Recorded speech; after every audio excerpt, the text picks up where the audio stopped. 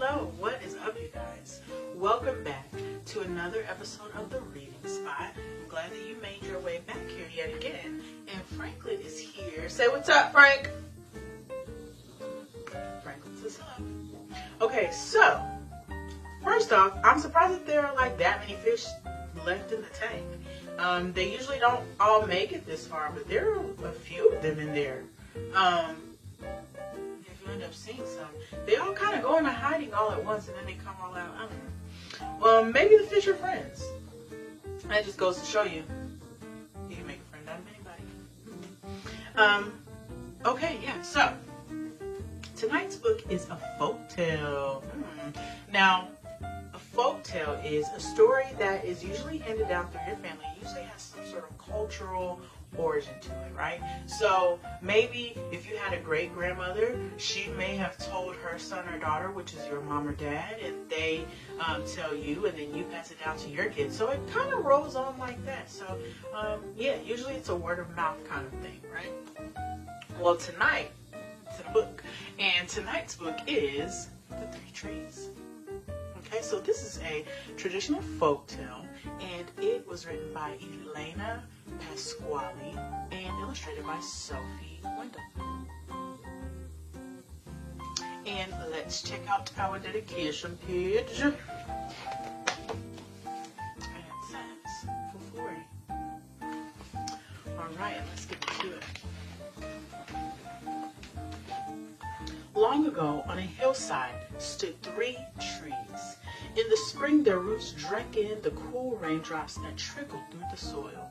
In the summer, they unfolded their leaves to the sun.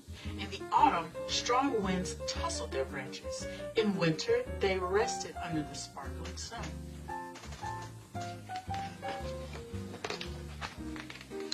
Under the cold night sky that glittered with stars, they dreamed their dreams. Mine, said the first tree, is of riches. I want to be made into a beautiful chest that will hold the finest treasure. Mine, said the second, is of power. I want to be made into a proud ship in which a mighty king will travel around his domain. The third tree sighed in the breeze. I want to stay, it said quietly, here on the hillside, pointing to heaven. Many years went by, and the trees grew tall and strong. One day, 3 woodcutters climbed the hill, each with an axe in his hand. I am ready for riches, said the first tree as it fell. I bow to the king, said the second. But the third tree shed its fragile leaves like tears. Now my dream is over, it wept as it fell to the ground. A carpenter took the wood from the first tree, sawed it into planks, and joined them. It was a box he made, and he made it well. It was not a chest, it was a sturdy trough. An innkeeper came and carted it away. Every evening he filled it with hay for the weary creatures that his guests brought to his stable. Such a humble life, sighed the tree, such a poor and dismal place. One night the innkeeper led the animals aside, and a man and a woman took shelter in the stable. Gentle hands put fresh, clean straw in the trough. Then a newborn baby was laid upon it. Suddenly, the first tree knew that it was holding the greatest treasure the world had ever seen. No.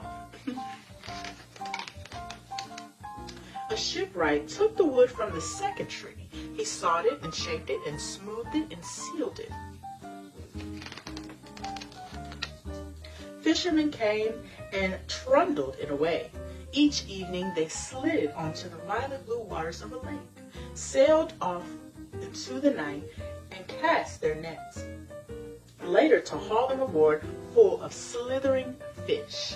Such a weary life, said the tree, and among such ordinary people. One night, storm winds blew and great waves crashed. Then a woman stood up in the boat, stood up in the boat and spoke to the storm. Peace, be still. And at once there was calm. And the second tree knew that it was carrying the mightiest king the world had ever known.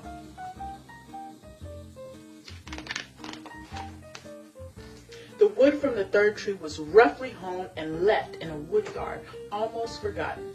Then one day came a clamor of voices. Any wood will do, but fetch it quickly. Rough hands grasped the wood and hastily made a cross. Cruel hands forced a man onto it and nailed him there by his hands and feet. Soldiers hoisted the cross upright. There, on a low, barren hilltop, the man died.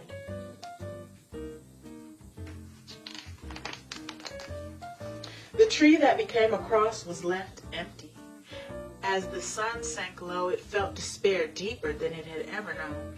Though the sun rose and set again, every hour felt like darkness.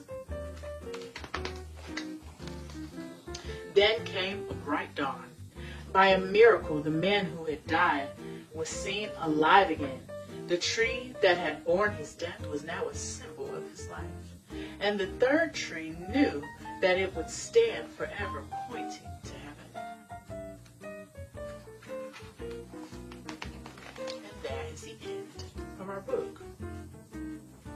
Okay, so this was such a good book, and you know what I say, there's a lesson in every book, of course. Now the lesson in this book is just when you are counted out, just when you think that you're not good enough, or you are not somebody who can make or create their destiny, and you've been forgotten and thrown away just like wood from the third tree, think again, because you're meant for beautiful light in this life, and you're meant to stand on top of a hilltop and shine, and for everybody to see, and your story is a symbol of wonder in nature and life and love. So don't count yourself out too soon, because you might be the greatest thing since wood.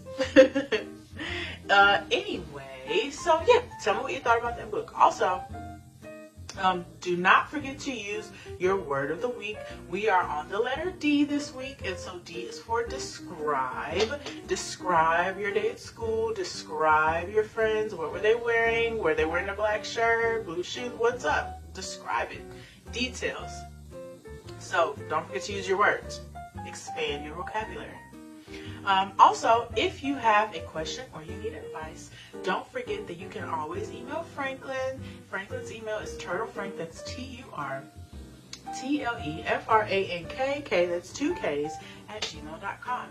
And we would love to read your emails, so don't forget about that. Yeah, so we're a little bit late tonight, but hey, you made it, and so did we. We also would like to say thank you to everybody who is supporting us. Thank you so much. We love you. We do. Yeah, so don't forget to join us back here again tomorrow night for another good book. Frankie, we're leaving. Frank. All right. That is all the time we have for tonight, you guys. Till we meet again. Turtle Mommy out.